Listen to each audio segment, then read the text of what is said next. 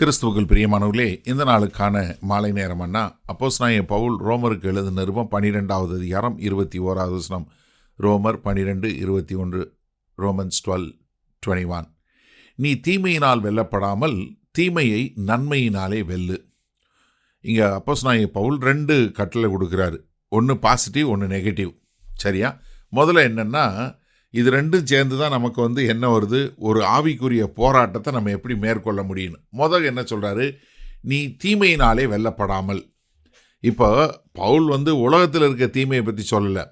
அதாவது இந்த தீமை உன் இருதயத்துக்கு வந்துடாதபடி.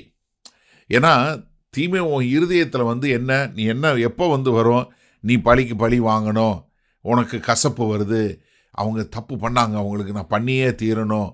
அது மாத்திரமல்ல, உங்களுக்குள்ளே வரக்கூடிய ஒரு வெறுப்புனால நீங்கள் என்ன செய்ய போகிறீங்க அப்படின்னு சொல்லுவது என்ன வருதுன்னா, கண்ணாடியில் உங்கள் எதிரியை பார்க்கறது போல். ஏன்னா நீங்கள் அதே மாதிரி செஞ்சீங்கன்னா என்ன அர்த்தம்? அப்போ என்ன பண்ணும், பொல்லாப்பு தீமை உங்களை ஜெயிச்சிரும். அப்போ என்னென்னா, அதனால தான் என்ன சொல்கிறாரு, நீங்கள் இன்னொருத்தருடைய காரியம் இன்னொருத்தருடைய பாவம் உங்கள் இருதயத்தில் பாவம் வராதபடி பார்த்துக்கொள்ளுங்க. ஏன்னா இந்த ஆவிக்குரிய போராட்டம் எங்கே வருது, நம்மளுடைய இருதயத்தில் தான் நடக்குது. அப்போ என்ன, முதல்ல உங்கள் இருதயத்தில் அப்படிப்பட்ட ஒரு காரியம், இப்போ ஒருத்தர் தப்பு பண்ணுறாரு, அவர் பண்ணக்கூடிய பாவம் என்ன பண்ணக்கூடாது, உங்களுக்குள்ள பாவத்தை உண்டு பண்ணக்கூடாது. சரியா? அது செய்யக்கூடாது. இன்னொன்று என்ன பண்ணுறாரு, தீமையை நன்மையினால் வெல்லு.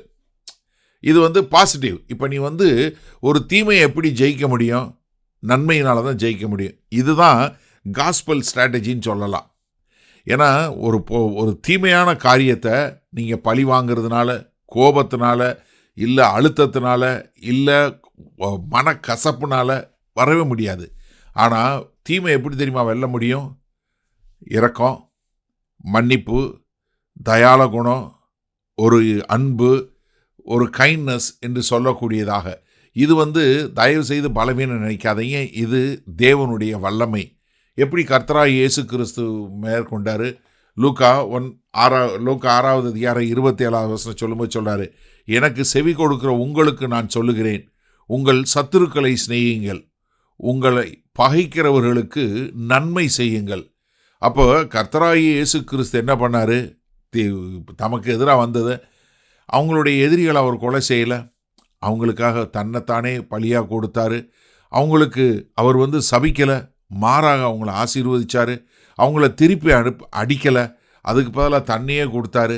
அப்போ இந்த சிலுவை என்பது என்னென்னா, எப்படி ஒரு பொல்லாப்புக்கு நன்மையினால் ஜெயங்கொள்ளுவது என்பதை காட்டுவதற்கு நமக்கு கொடுக்கப்பட்ட மிகப்பெரிய ஒரு அடையாளம், நமக்கு கொடுக்கப்பட்ட ஒரு மிகப்பெரிய ஒரு காரியம் என்ன, கல்வாரி சிலுவை தான்.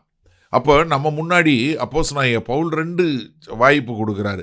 ஒன்று, தீமை உங்களை மேற்கொள்ளும், அதனால் உங்கள் இருதயம் கடினப்படும், காயப்படும், நீங்கள் கசப்பாடவீங்க, அதனால் அவங்கள பழி வாங்கன்னு நினைப்பீங்க.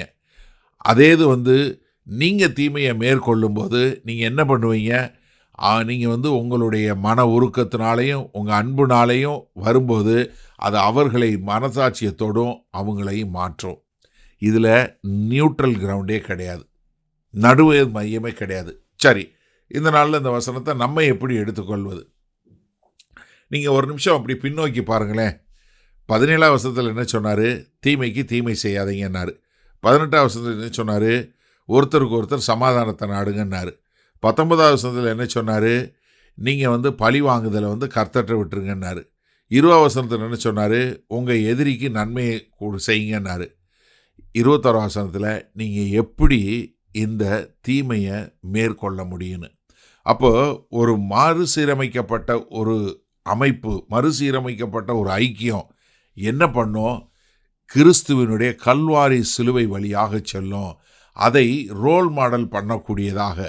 அதனால தான் எனக்கு அருமையானது, நாம் நல்லா தெரிஞ்சு கொள்ள வேண்டியது, நீங்கள் தீமையை தீமையால் மேற்கொள்ள முடியவே முடியாது. இதை நல்லா தெரிஞ்சு கொள்ளுங்க. உங்ககிட்ட இருக்கிற ஒரு காரியம், உங்ககிட்ட ஒவ்வொரு கிறிஸ்தவன்ட்டையும் இருக்கக்கூடிய மிகப்பெரிய வல்லமையான ஆயுதம் என்ன தெரியுமா? அன்பு, நன்மை செய்கிறது. இது 2 தான் நம்ம கர்த்தர் கொடுத்துருக்க மிகப்பெரிய ஆயுதம். அதனால் நம்முடைய இருதயத்தில் இப்படிப்பட்ட காரியம் எதுவும் வராதபடி நம்மளை ரொம்ப அருமையாக பாதுகாத்து கொள்ள வேண்டும். நம்ம உலகத்தில் உள்ள மக்கள் போல் நம்ம போராடுறது கிடையாது. உலகத்தில் உள்ள மக்கள் ஜெயங்கொள்கிற போல் ஜெயம் பண்ணுறது கிடையாது. மாறாக நம்ம கல்வாரி சிலுவையின் மூலமாக நம்ம காரியங்களை செய்யக்கூடியதாக. அதனால் எனக்கு அருமையானவர்களே, மற்றவர்கள் செய்கிற பாவம் உங்களுடைய குணாதிசயத்தை வழி நடத்தாதபடி நீங்கள் தயவு செய்து நன்றாக பார்த்து கொள்வீர்களா? வல்லபிதாவே, இந்த அருமையான நல்ல நாளுக்காய் நன்றி. ஆமாண்டவரே, இதோ எங்களுக்கு எதிராய் பாவம் செய்கிற, எங்களுக்கு எதிராய் வரக்கூடிய தீமை ஆண்டவரே, நாங்கள் எங்களுக்குள்ள தீமையை உருவாக்காதபடி மாறாக நாங்கள் தீமையை மேற்கொண்டு அன்பு, இரக்கம், தயாள குணத்தோடு உமக்கு உகந்த பிள்ளைகளாய் வாழ எங்களை முழுமையாய் ஒப்புக்கொடுக்கிறோம். மீட்பரும் இரட்சகருமாகிய இயேசு கிறிஸ்துவின் மூலம் பிதாவே, ஆமேன். கர்த்தர் உங்களை ஆசீர்வதிப்பாராக. நாம் நாளை காலை தினசரி தியானத்தில் சந்திப்போம். Good night.